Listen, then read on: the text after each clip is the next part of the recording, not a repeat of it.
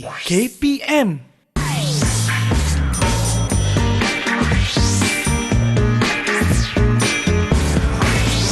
Didik TV KPM. Baiklah, apa khabar semua? Anda sedang menonton slot Sukses SPM 2022 bersama saya Chris MJ Pecotan. Okey, baiklah murid-murid, hari ini kita tak nak buang masa lagi. Kita nak terus fokus kepada teknik dan strategi menjawab soalan SPM bagi mata pelajaran kimia. Jadi semua dah sedia tak? Okey, kalau dah sedia, jom kita saksikan profil guru.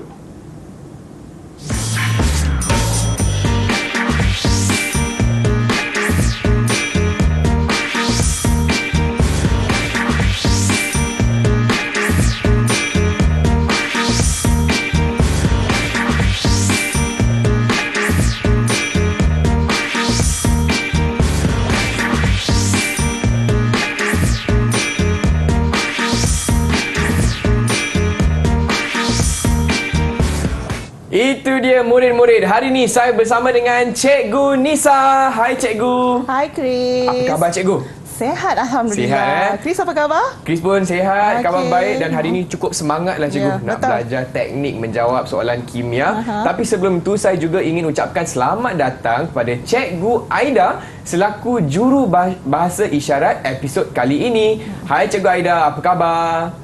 Okey, baiklah. Murid-murid dah sedia tak kat rumah? Okey, semua dah sedia Baiklah cikgu, tanpa buang masa lagi, jom kita terus mula dengan pecotan kita hari ini cikgu. Ya, Silakan. betul. Apa yang kita nak fokus hari ini? Okey, terima kasih Chris. Hari ini kita nak pergi pada slot yang pertama, Ya. iaitu kita nak pergi pada Sukses SPM bagi 2022 bagi slot pecutan. Alright, so sebelum kita mulakan, suka cikgu untuk tunjukkan format pentaksiran SPM KSSM bagi tahun 2022 bagi mata pelajaran kimia kod kertas 4541. Bagi mini love satu. Mini love. Okey, so bagi mini love sikit. Okey, baik. Okey, untuk mata pelajaran kimia, kita ada 3 kertas. So, kertas yang pertama adalah mengandungi 40 soalan objektif. Masa yang diberikan adalah 1 jam 15 minit dan 40 markah diberikan untuk kertas 1. Bagi kertas 2, kita ada soalan struktur dan esei di mana masa yang diperuntukkan adalah 2 jam 30 minit dan markah paling banyak yang diperuntukkan adalah 100 markah. Manakala untuk kertas 3 kita ada ujian amali sains ya Chris. Okey, masa diperuntukkan adalah 45 minit dan markah sebanyak 15 markah. Tapi untuk ujian amali sains kita dah laksanakan pada 2 Februari yang lalu. Okey, seterusnya kita nak tengok lagi Chris. Ya. Okey. Kertas 1 kertas 1. Okey. Untuk kertas 2 dan kertas 3, seterusnya hari ini kita nak fokus kepada mata pelajaran kimia kertas 2. Okey, di mana kertas 2 ini dia mengandungi 3 bahagian. Bahagian A yang mana ada 8 soalan disediakan. Bahagian B kita ada soalan esei di mana 2 soalan murid boleh pilih salah satu. Sama ada soalan 9 atau soalan 10 dan kita ada bahagian C soalan esei juga 1 je soalan tapi murid wajib jawab pada soalan ini yang mana markahnya 20 markah. Okey, seterusnya sebelum kita jawab soalan kimia, kita tengok dulu apa yang perlu murid-murid lakukan sebelum menjawab kertas 2 kimia. Yang pertama adalah macam cikgu cakap tadi, murid perlu jawab semua soalan pada bahagian A, pilihan soalan ada pada bahagian B dan soalan wajib pada bahagian C, bahagian esei. Kemudian yang kedua, murid perlu gariskan arahan utama. Di mana arahan utama tu contohnya Chris, nyatakan, namakan, hitungkan dan sebagainya.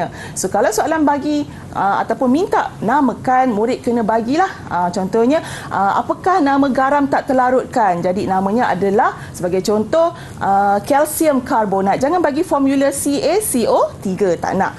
Okey, seterusnya ya, rancang jawapan secara sistematik. Sekiranya markah diperuntukkan adalah 2 markah, so jawapan tak perlu panjang, hanya ada 2 isi sahaja dan seterusnya cadangan penggunaan masa adalah kalau cikgu cadangkan bahagian A 1 jam 30 minit, manakala bahagian B dan C kita boleh sediakan 1 jam untuk menjawab soalan bahagian esei. Itu Chris. Okey, faham. Dan apakah topik yang perlu kita fokuskan cikgu? Okey, topik yang kita perlu fokuskan adalah, okey, kalau kita tengok kat sini, ini adalah senarai beberapa topik dalam silibus tingkatan 4 dan 5. Jadi kalau murid tengok kat sini, okey, kita ada 8 topik bagi tingkatan 4 dan 5 topik bagi tingkatan 5. Jadi semua sekali adalah 13 topik yang murid perlu pelajari dan fahami untuk memperolehi kejayaan yang cemerlang dalam menjawab SPM Kimia Kertas 2. Baiklah, itu dia fokus kita untuk hari ini.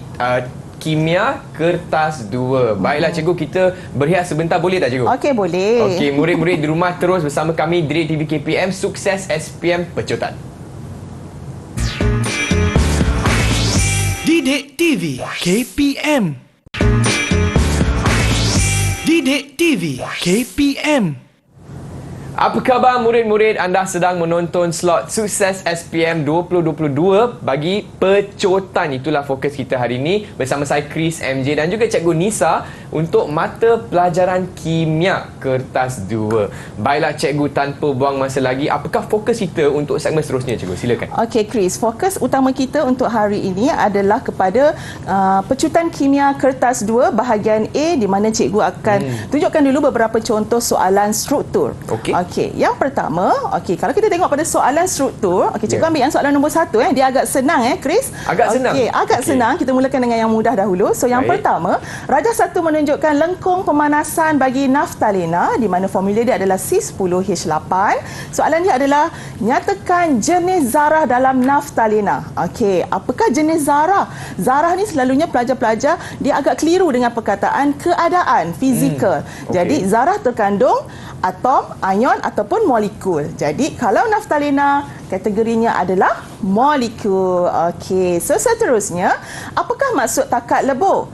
Okey, sebelum tu cikgu nak tanya murid di rumah kan, di manakah nilai takat lebur? Kalau kita tengok pada Rajah 1, di manakah nilai takat lebur? Point kat B mana ke, tu? cikgu? Point B. Okey. Sebenarnya Chris, dia punya nilai takat lebur adalah pada 80 degree Celsius. Jadi kalau soalan tanya apakah maksud takat lebur, ianya merujuk kepada suhu.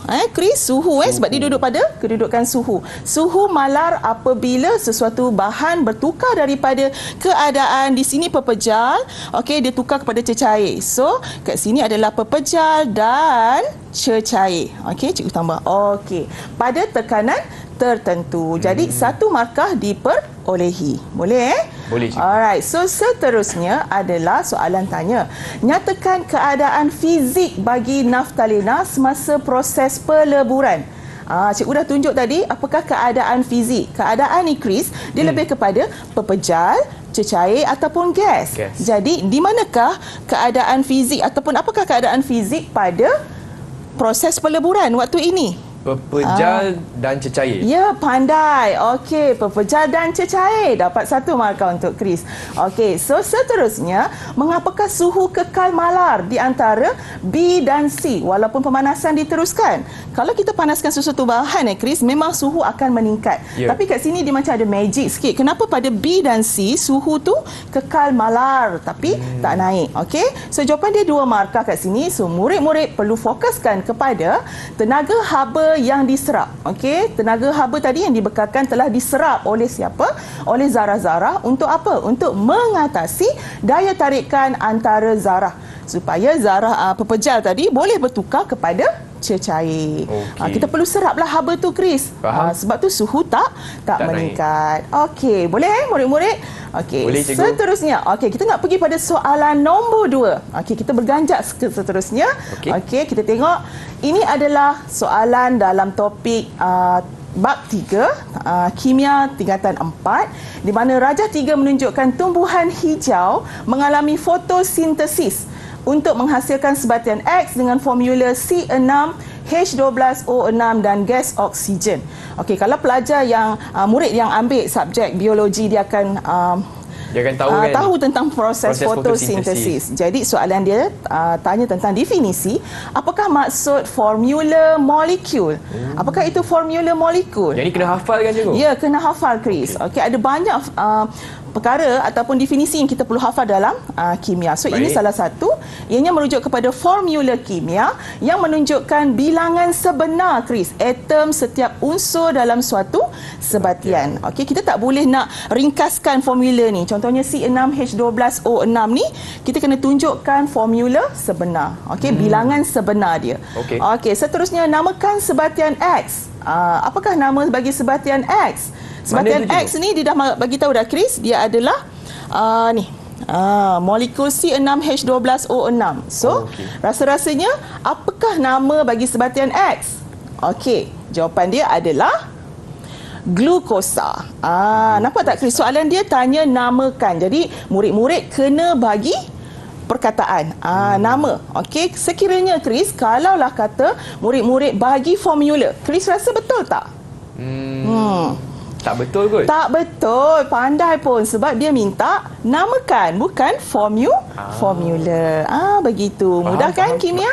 Okey, senang je kan? Okey, seterusnya. Ni Chris. Soalan kata huraikan maklumat kualitatif dan kuantitatif yang boleh didapati daripada persamaan kimia dalam rajah 3. Okey, darjah 3 dah bagi dah satu persamaan kimia.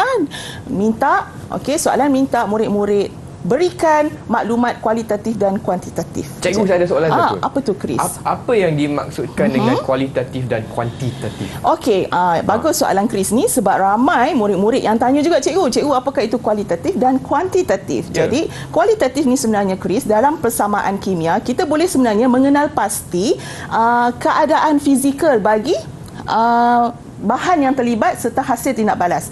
Ataupun dalam kualitatif, kita boleh tunjukkan mana satu bahan tindak balas, mana satu hasil tindak balas. Itu kita panggil kualitatif. Kalau dalam maksud kuantitatif pula adalah kuantiti. Okey, entiti yang berada dalam persamaan kimia ni.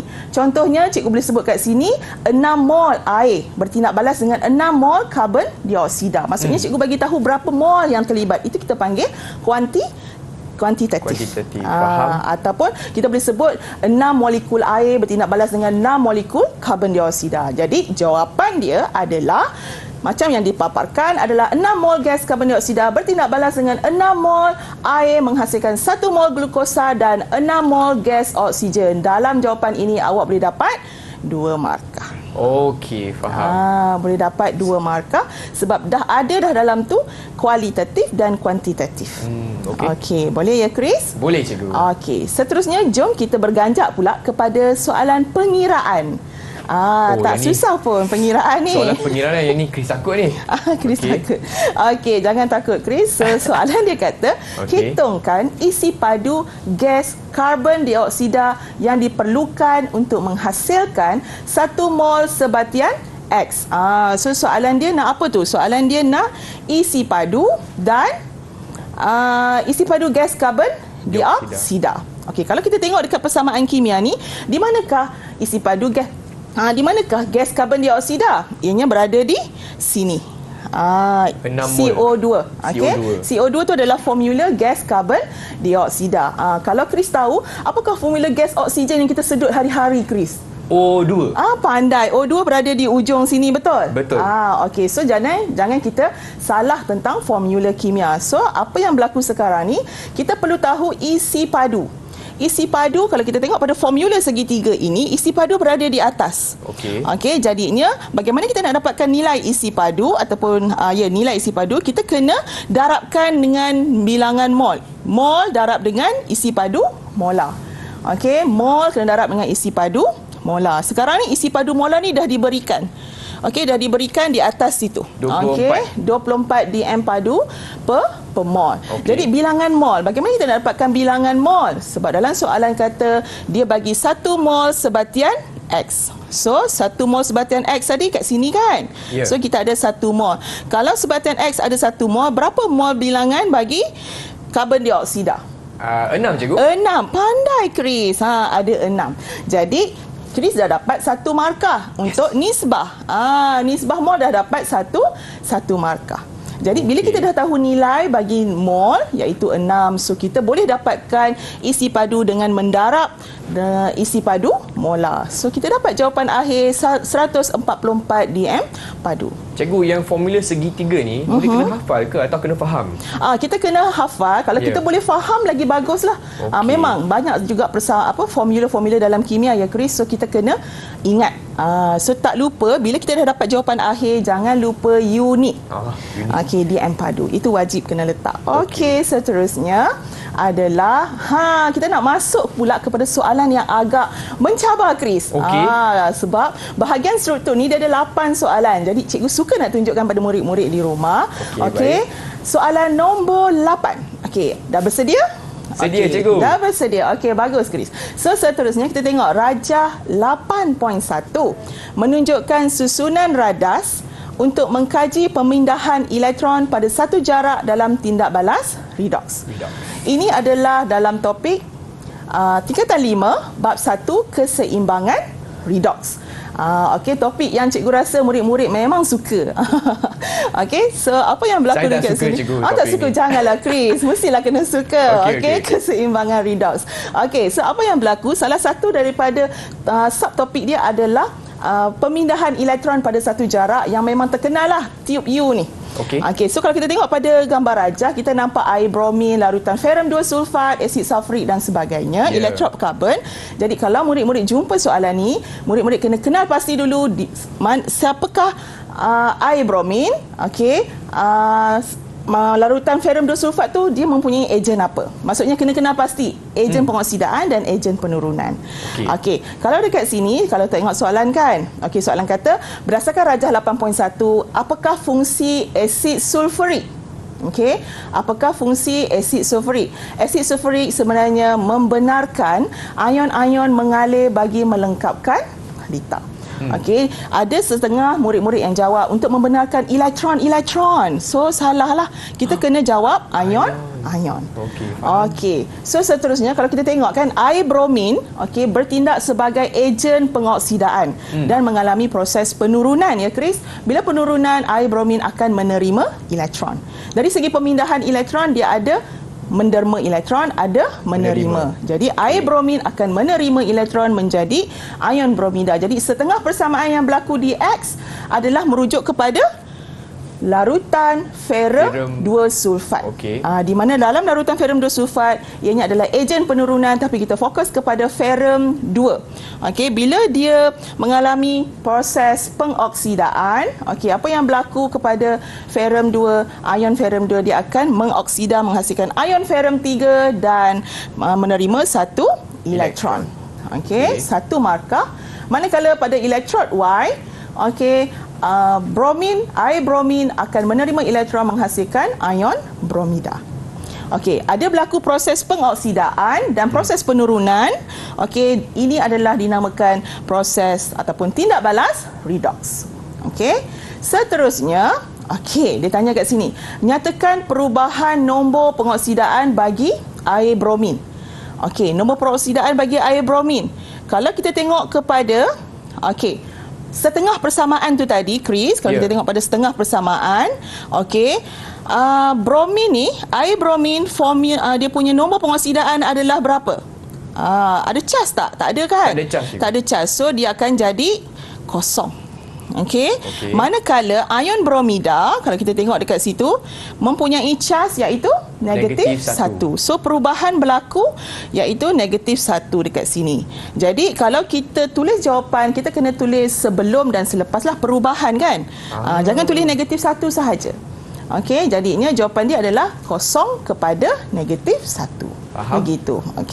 So akan dapat markah 1 markah. Boleh? Alright, seterusnya. Soalan yang lebih mencabar. Lukis satu susunan radas berlabel. Lukisan kali ini, Chris. Bukan saja kita ambil pendidikan seni. Dalam kimia pun ada lukisan. Rajah berlabel yang dapat digunakan untuk eksperimen untuk mengkaji pemindahan elektron pada satu jarak dengan menggunakan semua bahan dan radas dalam rajah 8.1. Maksudnya tadi kita nak tengok pada rajah 8.1. So, semua radas tu kita kena gunakan kecuali, arahan dia kata, kecuali tiub U.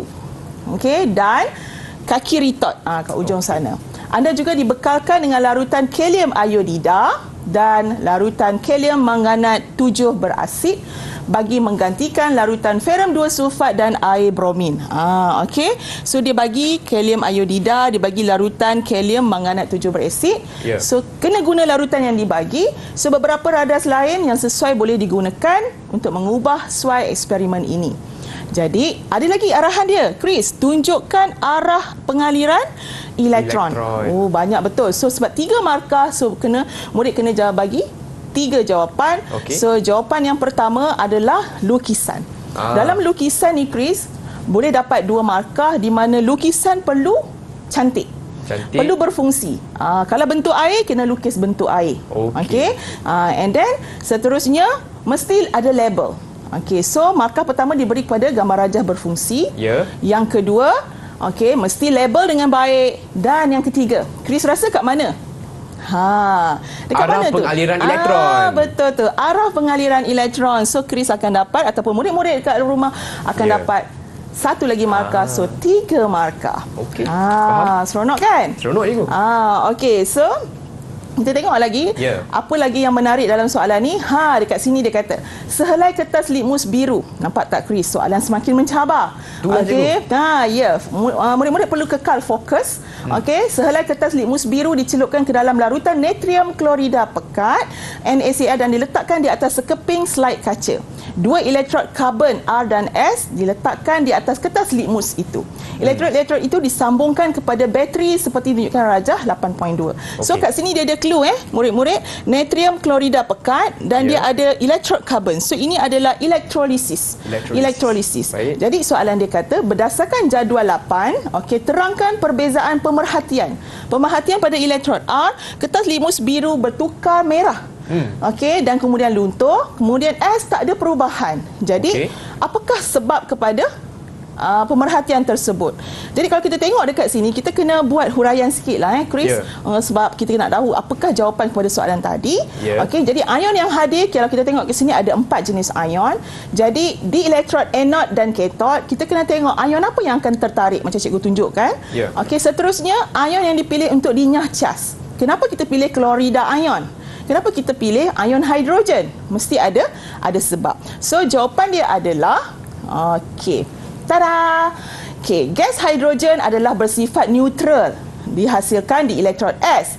Sebab tu tiada perubahan, kertas litmus tak berubah warna. Manakala gas klorin adalah gas yang bersifat asid, Chris. Sebab tu warna biru kertas litmus bertukar merah. Dan akan dilunturkanlah. Okey, seterusnya, kenapa benda ni berlaku? Kerana ion hidrogen dipilih untuk dinyah cas di elektrod S. Ada perkataan dinyah cas di elektrod S kerana nilai inot ion hidrogen lebih positif berbanding nilai inot ion natrium. So murid-murid kena tahulah nilai inot mana yang lebih positif, kena pilih. Okey, seterusnya yang terakhir, ion klorida dipilih kerana apa? Untuk dinyah cas kerana kepekatan ion klorida lebih tinggi berbanding ion hidroksida. So jawapan 3 markah diberikan, 3 isi ini murid akan dapat full mark. Markah dapat penuh. 3 markah lah. Ya, dapat 3 markah, Chris. Okey, baiklah. Jadi murid-murid di rumah perlukan lebih banyak tip tak? Perlu kan? Okey, baiklah. Tapi sebelum itu kita akan berehat sebentar. Jangan ke mana-mana, kembali lagi ke Sukses SPM 2022 Pecutan. Didik TV KPM. Didik TV KPM. Apa khabar murid-murid? Anda sedang menonton slot Sukses SPM Pecutan di Didik TV KPM bersama saya Chris MJ dan juga Cikgu Nisa bagi mata pelajaran kimia. Dan cikgu, betul tak kita nak fokus pada kertas 2? Ya, betul Chris. Okey, baiklah 2. cikgu. Apakah fokus kita untuk segmen ini cikgu? Silakan. Okey, untuk segmen ini kita nak beralih pula kepada bahagian B. Okey, bahagian B yang mana pada bahagian B ini ia merupakan soalan esei. Okey, soalan nombor 9 dan soalan nombor 10. Tapi tak apa Chris, walaupun dia ada 2 soalan, murid-murid boleh pilih sama ada nak jawab soalan nombor 9 ataupun soalan nombor 10. Cikgu, kalau murid nak jawab dua-dua boleh tak? Boleh. Lagilah bagus kan. Tapi kita kena tengok pada masa yang diperuntukkan. Kalau ada masa lagi, boleh jawab. Okey, jom kita tengok soalan seterusnya. Bahagian B, esei nombor 9. Cikgu ambil soalan nombor 9. Okey, rajah 9 menunjukkan 2 jenis periuk yang berbeza. Okey. Okey, kita ada periuk tekanan, kita ada periuk aluminium. Okey, jadi soalan dia kata, Hidayu ingin memasak sup tulang. Yummy. Sedap kan, Chris? Dah lapar dah ni. Okey. Lapar. Okey, sup tulang untuk makan malam. Berdasarkan Rajas 9, sup tulang dalam periuk manakah yang akan masak dengan lebih cepat? Terangkan jawapan anda. Kalau Chris rasa yang mana? Tekanan ke periuk aluminium? Saya rasa periuk tekanan kot. Periuk tekanan kan, sebab dia akan lebih cepat masak. Kenapa ya? So, jom kita tengok. Okey, soalan untuk 3 markah. Okey. Okey. Jadi, periuk tekanan. Jawapan dia tadi macam Chris bagi, so kita ada Dapat satu markah. Ya, dapat satu markah, Chris, periuk tekanan. Kemudian, kenapa kita guna periuk tekanan? Kerana dalam periuk tekanan sebenarnya, tekanan tu memang tinggilah, Chris. Ya. Okey, sebab apa? Untuk membolehkan air mendidih pada suhu yang lebih tinggi berbanding periuk aluminium. Jadi, soalan ni, jawapan dah berkait dengan suhu. Okey, seterusnya, bila berkait dengan suhu, apa yang berlaku bila suhu tinggi, molekul-molekul air akan berlanggar ataupun bergerak dengan lebih cepat. Jadi, tenaga kinetik molekul air lebih tinggi. So, boleh jawab sama ada nak jawab molekul air yang atas ini ataupun yang bawah. Boleh salah satu, dapat satu markah. Cikgu, kalau saya nak jawab dalam bentuk point macam ni boleh tak, cikgu? Point form? Boleh. Dalam Boleh, bentuk macam ni memang digalakkanlah dalam bentuk point form. Okey. So, sebenarnya kalau kita tengok balik pada soalan ni, dia sebenarnya berkait dengan kehidupan harian kita. Ya. So, dalam masa yang sama, dia tanya tentang kemahiran berfikir aras tinggi. Jadinya apa kegunaan periuk tekanan dan periuk aluminium? Jadi, murid-murid kena tahu benda ni. Okey, seterusnya. Melibatkan topik kadar tindak balas. Jadual 9 menunjukkan maklumat tentang eksperimen yang dilakukan oleh murid untuk mengkaji faktor-faktor yang mempengaruhi kadar tindak balas antara magnesium dan asid sulfurik. Jadi, apa bahan tindak balas yang diberikan? Cikgu, asid hidroklorik, cikgu, bukan sulfurik. Mana? Asid hidroklorik. Betul. Asid hidroklorik. Okey. So, asid hidroklorik dan magnesium adalah bahan tindak balas. Okey, jom kita tengok. Okey, cikgu sekejap. Sorry. Okey, tak apa, cikgu. Okey, tak apa. Okey, kita terus pergi kepada yang ni ya. Okey, present. Okey, good. Okey, seterusnya kalau tengok kat sini, kita ada 3 eksperimen. Eksperimen 1, eksperimen 2 dan eksperimen 3. Kalau kita tengok dekat sini kan, Chris, kadar tindak balas melibatkan 4 faktor. Okey, kita ada suhu, kita ada kepekatan, mangkin dan saiz. Okey, kalau kita tengok Chris, 1 dan 2, kalau Chris boleh tengok, apakah faktor yang terlibat? Pita magnesium berlebihan, satu lagi dia guna serbuk magnesium berlebihan. Saiz ke, cikgu? Ya, pandai. Yes, Chris memang pandai. So, jadi harap murid-murid kat luar pun sama juga dapat mengenal pasti faktor yang pertama iaitu saiz. Kalau kita tengok pada faktor yang kedua, kalau tengok antara eksperimen 2 dan eksperimen 3, faktor apa yang terlibat kat sini, Chris? Serbuk dah sama, kepekatan sama. Bagaimana pula dengan suhu? Suhu berlainan. Suhu berlainan. Jadinya faktor yang seterusnya adalah suhu. Pandai. Jadi kalau kita tengok pada soalan nak apa? Soalan kata, nyatakan maksud bagi kadar tindak balas dalam eksperimen 1. Okey, soalan minta yang pertama adalah maksud. Yang kedua, jika larutan kupram 2 sulfat ditambahkan ke dalam eksperimen 1, ramalkan kadar tindak balas bagi eksperimen tersebut. So ada 2 arahan soalan kat sini Chris. Ada 2 arahan soalan. So yang pertama dia tanya maksud bagi eksperimen 1. Jadi cikgu suka nak tunjukkan pada murid-murid, yang pertama adalah maksud kadar tindak balas secara umum. Penting, kena ingat ni. So, kena ingat. Ia merujuk kepada perubahan kuantiti bahan tindak balas ataupun hasil tindak balas per unit masa. Maksudnya kan, Chris, kadar tindak balas ini melibatkan masa. Jadi, apakah perubahan yang berlaku? Perubahan ni maksudnya sama ada meningkat atau menurun. Kuantiti pula kita boleh rujuk kepada isi padu ke, jisim ke, kepekatan ke, macam tu. Alright, so kalau dia minta soalan ni berdasarkan eksperimen 1, apakah maksud kadar tindak balas itu? Okey, so jawapan dia adalah peningkatan, nampak tak? Perubahan tu merujuk pada peningkatan isi padu gas hidrogen per unit masa. Isi padu gas hidrogen adalah hasil tindak balas yang diperoleh daripada tindak balas magnesium dengan asid hidroklorik. Jadi isi padu gas hidrogen adalah perubahan yang boleh diperhatikan. Jadi inilah jawapan bagi soalan maksud tadi tu. Okey, kadang-kadang ada murid yang jawab macam ni, Chris, dia bagi yang bagi umum. definisi yang umum macam ni. Okey, sedangkan tak boleh sebab soalan nak pada eksperimen satu. Faham. Jadi kena ikut pada arahan soalan. Okey, yang kedua soalan kata jika larutan kuprum 2 sulfat. Kuprum 2 sulfat tu adalah mangkin, Chris. Kalau ditambah pada eksperimen 1, Chris rasa akan meningkat ke menurun kadar tindak balas tu? Sebab tak tahu cikgu. Tak pasti. Dah betul dah tadi tu. Meningkat. Sebab salah satu faktor yang mempengaruhi kadar tindak balas adalah kehadiran mangkin. Jadi kadar tindak balas akan meningkat. Dapat markah ke? 2 markah. 2 markah. Siapa tak nak markah yang senang ni kan?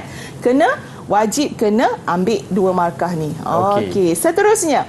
Wow, kita nak pergi pada soalan persamaan kimia. Kalau siapa yang belajar kimia, pelajar ataupun murid kimia yang mengambil subjek kimia mesti tahu persamaan kimia. So soalan dia kata tuliskan persamaan kimia dan soalan minta hitungkan isi padu gas yang dibebaskan. So ini adalah persamaan kimia yang dihasilkan. Dan kalau kita tengok kat sini, persamaan ini adalah seimbang. So markah diberikan sebanyak 2 pada formula kimia yang betul bagi semua bahan dan hasil tindak balas. Manakala yang kedua adalah pada keseimbangan lah, imbang. Dapat 2 markah. Cikgu, mana lagi 3 markah, cikgu? Kat mana ya? Kita tengok kat situ, dia kata hitungkan isi padu gas. Tak susah pun. Untuk menghitung isi padu gas, kita guna yang macam tadi tu, Chris. Segitiga tadi tu. Tapi kat sini kita kena mulakan dengan pertama, bilangan mol. Kita tengok kat situ, dia kena cari bilangan mol dulu. Bilangan mol siapa? Bilangan mol asid hidroklorik. Bilangan mol ni guna formula MV per 1000. M tu adalah kepekatan, V tu volume bahagi 1000. Sebab ini semua maklumat ni dah ada dalam jadual tadi tu, Chris. Dapat nilai mol, and then kedua guna ratio, nisbah. Sebab mol yang kita dapat ni adalah mol bagi asid hidroklorik, manakala isi padu yang dia tanya adalah isi padu gas bagi hidrogen. Jadi mol dia tak sama, ratio dia tak sama. Daripada persamaan kita boleh tengok. Asid hidroklorik ada 2 mol kat sini. And then seterusnya hidrogen ada 1 mol. Jadi kita boleh buat nisbah perkadaran tu dan kita dapat nilai mol bagi hidrogen. Kemudian kita terus kepada soft. Kita nak selesaikan isi padu macam mana nak dapat tadi? Isi padu adalah mol darab dengan isi padu molar. So jawapan akhir adalah 0.15 dm padu. So kat sini cikgu selalulah kalau dengan anak-anak murid kan, kita guna MRS cikgu. Mrs. Nisa dia cakap macam tu. MRS. Memang tak lekang lah kalau masuk soalan pengiraan. MRS ni memang popular di kalangan murid-murid yang mengambil subjek kimia. So mol, ratio dan soft. Ada 3 poin kat situ dan 3 markah diberikan. Tambah pula dengan persamaan kimia dan balance tadi, imbangkan tadi, awak dapat 5 markah. Siapa yang tak nak 5 markah? Semua nak kan? Semua nak. Guna teknik ni. Okey. Seterusnya. Kita nak beralih pula pada soalan esei yang membawa 10 markah. 10, Chris. Banyak ni. Banyak kan? Kadang-kadang kita rasa macam susah lah, cikgu, 10 markah. Tak susah pun. Cikgu akan bantu awak semua. Kita tengok dekat soalan ni, dia kata bandingkan kadar tindak balas antara eksperimen 1 dan eksperimen 2. Serta eksperimen 2 dan eksperimen 3. Tadi Chris kata kat cikgu, eksperimen 1 dan 2 berdasarkan faktor size magnesium. Manakala 2 dan 3 faktor suhu. Pandai, Chris. So soalan kata jelaskan jawapan anda berdasarkan teori pelanggaran. Nak tengok tak? Kalau yang ni eksperimen 1 dan eksperimen 2, kalau 10 markah kan, yang maksudnya yang ni 5 akan diberi 5 markah dan soalan berikutnya akan beri 5 markah. Jadi jom kita tengok. Jawapan pertama untuk eksperimen 1 dan 2 dikata bandingkan. So bandinglah, Chris. Kadar tindak balas eksperimen 2 lebih tinggi berbanding eksperimen 1. Kenapa 2 lebih tinggi pada 1, cikgu? Soalan dia. Kenapa, Chris? Sebab size tadi, Chris. Size magnesium lebih tinggi daripada mana ya? Kalau Chris boleh bantu cikgu. Sini, cikgu. Mana? Okey, thank you Chris. Cikgu nak tulis kan? Boleh. Okey. Okey, siap boleh ya? Alright. Cikgu nak pilih warna apa? Merah? Merah pun boleh. Okey, boleh. Okey, thank you Chris. Okey, yang kedua, kenapa kadar tindak balas pada eksperimen 2 lebih tinggi? Kerana saiz magnesium dalam eksperimen 2 lebih tinggi berbanding saiz magnesium dalam eksperimen 2 lebih kecil berbanding eksperimen 1. Kalaulah kita masak daging burger dengan sate kan saiz kecil kan Chris. Betul. Mana yang lebih cepat masak Chris? Sate cikgu. Sate sebab saiz dia kecil, betul. Okey, sama juga dengan ni. Nombor 3, saiz berkait dengan jumlah luas permukaan. Jadi jumlah luas permukaan pada magnesium dalam eksperimen 2 lebih besar berbanding eksperimen 1. Nombor 4, frekuensi pelanggaran antara atom magnesium dan ion hidrogen dalam eksperimen 2 lebih tinggi berbanding eksperimen 1. Dan yang kelima, frekuensi pelanggaran berkesan pada eksperimen 2 lebih tinggi pada eksperimen 1. Ini adalah 5 markah yang diperlukan untuk jawab soalan bahagian esei bagi topik ini. So, cikgu gunakan Sajusi Freda. Untuk murid-murid cikgu di Maktab Tentera Diraja, kami gunakan Sajusi Freda. So, Sa merupakan saiz, Ju jumlah, frekuensi, C tu frekuensi, Freda tu frekuensi pelanggaran dan Dar tu kadar tindak balas. So, senang kan? Nak ingat. 5 markah. Okay? Sajusi Freda. Sajusi Freda. Untuk topik inilah, jadi dia akan memandu murid-murid menjawab soalan dengan baik. Okey, 5 markah. So, mana lagi 5 markah cikgu? Ni kita nak compare ataupun nak bandingkan eksperimen 2 dan eksperimen 3 pula Chris. Okey, kali ni kita tengok jawapan dia adalah macam tu juga. Kadar tindak balas eksperimen 3 lebih tinggi. Gunakan perkataan lebih tinggi. Ada setengah murid yang kata, cikgu, kadar tindak balas eksperimen 3 lebih laju. Tak boleh. Tak boleh guna laju. Okey, kena guna lebih tinggi. So, suhu dalam eksperimen 3 lebih tinggi berbanding eksperimen 2. Bila kita sebut suhu ni dia berkait dengan apa? Kalau tadi saiz berkait dengan jumlah luas permukaan. So, kalau suhu dia berkait dengan tenaga kinetik. Pandai. So, kita kena sebut tenaga kinetik zarah dalam eksperimen 3 lebih tinggi berbanding eksperimen 2. Seterusnya, kita ulang balik macam tadi, Chris. Okey, frekuensi pelanggaran antara, kena sebut nama magnesium, atom magnesium dan ion hidrogen. Ion hidrogen datang daripada mana, murid-murid? Daripada asid hidroklorik tadi. Okey, jadi yang kelima, frekuensi pelanggaran berkesan antara zarah tadi pada eksperimen 3 lebih tinggi pada eksperimen 2. Jadi kat sini kita gunakan apa akronim yang sesuai? Tada! Cikgu guna Suteran Freda. Lain je cikgu? Lain. Tadi Sajusi Freda untuk saiz, sekarang untuk suhu. So, Su tu untuk suhu. Te tu tenaga kinetik. Ran tu frekuensi pelanggaran. Freda tu macam biasa, frekuensi pelanggaran berkesan. Dan Dar tu adalah kadar tindak balas. Cuma kat sini kadar tu dia letak pada poin 1 lah. Boleh je kalau murid nak letak pada poin bawah. Asalkan ada huraian dia ada lah cikgu. Semua poin ni dapat 5 markah lagi. Okey. So, semua dapat 10 markah, tambah yang tadi dia dapat 20 markah. 20 markah. Macam tu sajalah cikgu. Macam tu saja. Senang kan kimia? Senang. Kalau ikut tunjuk ajar Cikgu Nisa memang senang. Baiklah semua, kita akan berehat sebentar. Jadi jangan ke mana-mana. Kembali lagi bersama Cikgu Nisa di Sukses SPM Pecotan. Didik TV KPM. Didik TV KPM. Hai semua, anda sedang menonton slot Sukses SPM 2022 Pecotan Didik TV KPM bersama saya Chris MJ dan juga Cikgu Nisa. Untuk episod kita kali ini, kita nak fokus pada mata pelajaran kimia kertas 2. Semua dah sedia tak? Okey, cikgu semua dah sedia. Jom kita teruskan dengan segmen seterusnya. Silakan. Okey, Chris. Jom kita. Okey, kita nak pergi ataupun kita nak fokus pula kepada bahagian C. Kimia bahagian C, di mana soalan pada bahagian C adalah bahagian esei. Soalan esei. Okey, soalan nombor 11.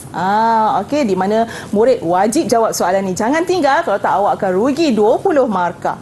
So, jadinya kita nak tengok pada bahagian C ni, apakah antara contoh soalan esei. Okey, dia ada 20 markah Chris. Tapi kat sini cikgu nak kita fokus kepada soalan yang ada 8 markah. Okey. Jadi apakah antara contoh soalan dia? Okey, soalannya adalah Tiara menjumpai 2 botol serbuk putih yang tidak berlabel ditinggalkan di atas meja di dalam makmal sekolahnya. Jumpa serbuk ni. Apakah serbuk itu, Chris? Tak tahu kan? Tak tahu, cikgu. Jadi, Tiara membawa kedua-dua botol tersebut untuk ditunjukkan kepada guru kimianya. Cikgu lah, cikgu kimia dia tu. Okey. Kerana ingin mengetahui jenis sebatian bagi kedua-dua pepejal putih tersebut. Gurunya meminta Tiara melabelkan botol tersebut dengan serbuk A dan serbuk B. Nak buat penyesatan ni. Kan? Sebab kita tak tahu A tu apa, B tu apa. Gurunya juga memberikan beberapa radas kepada Tiara dan memintanya menjalankan satu eksperimen untuk membandingkan sifat fizik bagi kedua-dua bahan tersebut. Sifat fizik ni adalah contohnya dari segi ketumpatan ke, dari segi bahan tu boleh mengkonduksikan elektrik ke, Chris, ataupun takat lebur dan takat didih. Jadi kalau kita tengok, Rajah menunjukkan senarai radas yang diberikan oleh gurunya. Kita ada mangkuk pijak, penunu bangsen, bateri, alas segitiga tanah liat, spatula, wayar penyambung dengan klip buaya, 2 batang elektrod karbon, tungku kaki 3 dan mentol. Jadi, Tiara kena gunakan semua ni untuk jalankan eksperimen. Agak-agak eksperimen apa yang Tiara nak buat? Sebab ada mentol kat situ. Ada mentol, ada bateri. Ada bateri, ada wayar penyambung dengan klip buaya. Kita nak buat sifat fizik apa ni? Adakah ketumpatan? Bukan, tidak, cikgu. bukan. Adakah takat lebur dan takat didih? Bukan juga, cikgu. Bukan juga. Ataupun kita nak tengok dari segi kekonduksian elektrik. Ya, betul. Yang tu, cikgu. Ya, betul. Okey, so jom kita tengok. Okey, so apakah antara jawapan yang perlu murid-murid jawab? Sebab dia nak eksperimen kan? Okey, tapi soalan dia kata, dengan menggunakan senarai radas yang diberikan, huraikan satu eksperimen untuk mengkaji perbezaan sifat fizik tadi. So, eksperimen kena ada prosedur. Dan tak lupa soalan kata, sertakan pemerhatian bagi dan kesimpulan bagi eksperimen tersebut. Ada 8 markah. Jadi, kat mana nak bahagikan markah tersebut? Okey, so prosedur ni kita tengok kita ada 6 markah. Pertama, kita isi 3 spatula. Itu fungsi spatula tadi. Kita gunakan spatula untuk mengisi serbuk A ke dalam mangkuk pijak. And then kemudian kedua, masukkan 2 elektrod karbon ke serbuk A dan sambungkan kepada bateri dan mentol dengan wayar penyambung. Ini lengkap dah ni, kena sambung semua. Elektrod karbon dan sebagainya. Kemudian nombor 3, rekodkan pemerhatian. Prosedur ni dia kena ada kata kerja, ya, Chris. Masukkan, isikan. Nombor 3, rekodkan. Macam tu. Nombor 4, panaskan serbuk A dengan kuat sehingga semua pepejal melebur sepenuhnya. Nombor 5, rekodkan pemerhatian sama ada mentol menyala ataupun tidak. Nombor 6, ulang balik langkah tadi 1 hingga 5 menggunakan serbuk B pula, Chris. So menggantikan serbuk A. Jadi kita kat sini dah dapat 6 markah sebab 6 prosedur. Senang kan? Seterusnya kita tengok pula apakah pemerhatian pada serbuk A dan serbuk B. Serbuk A tadi, keadaan fizik kalau pepejal, mentol tak menyala. Kalau dalam keadaan leburan baru menyala. Tapi kalau serbuk B, dua-dua keadaan tidak menyala. Maksudnya serbuk A adalah apa tu, Chris? Sebatian ion. Dia boleh mengalirkan arus elektrik dalam keadaan leburan. Kerana apa, Chris? Kerana ada ion-ion yang bergerak bebas. Dalam keadaan leburan. Jadi kesimpulannya adalah dapat 1 markah untuk pemerhatian, dan kesimpulannya adalah serbuk A adalah sebatian ion, manakala serbuk B ialah sebatian kovalen. Macam tu sajalah, cikgu. Macam tu saja, Chris. Teknik Senang kan? untuk menjawab soalan bahagian C. Bahagian C. Sebab kadang-kadang bahagian C ni dia ada soalan aras yang tinggi. Mungkin konstruk dia minta pelajar buat eksperimen, ataupun mereka cipta, ada soalan reka cipta dan sebagainya. Baiklah. Semua murid faham kan? Semua dah faham. Nampaknya cikgu, kita telah pun tiba ke penghujung episod kali ini. Tapi sebelum tu mungkin cikgu boleh kongsikan kesimpulan tentang kelas kita hari ini. Silakan. Kesimpulannya adalah, pertama, cikgu harap murid-murid untuk mata pelajaran kimia fahami setiap topik dalam kimia, sebab setiap topik dalam kimia dia ada perkaitan di antara bab 2, contohnya struktur atom, dengan bab 3. Ada perkaitan. Jadi murid-murid tak boleh miss satu topik pun. Yang kedua, tulis jawapan mengikut kehendak soalan. Macam cikgu cakap tadi kan, soalan minta formula, buat formula, jangan buat persamaan kimia. Jadi kenal pasti apakah arahan soalan. Dan nombor 3, jawab jawapan yang ditulis mesti kemas. Okey, jangan terlampau banyak, messy. Orang kata apa, berserabut kan. Ya. Jadi kalau markah tu nak 3, jadi 3 isi sahaja. Okey. Dan yang keempat, tunjukkan semua jalan kira yang cikgu cakap tadi tu. Antaranya adalah MRS. Okey, more ratio soft. Itu antara yang popular dan memang wajib pelajar murid-murid kimia mesti kena tahu. Okey, dan akhir sekali tuliskan unit pada jawapan anda. Sayanglah kalau dah dapat jawapan pengiraan yang betul, tak ada unit, tak ada markah. Ingat tu. Baiklah, dengan itu saya ingin ucapkan ribuan terima kasih kepada Cikgu Nisa dan juga kepada Cikgu Aida selaku juru bahasa isyarat episod kali ini. Sekian daripada saya Chris MJ. Semoga berjaya semua calon SPM. Kita jumpa lagi hanya di Direct TV KPM. Bye semua.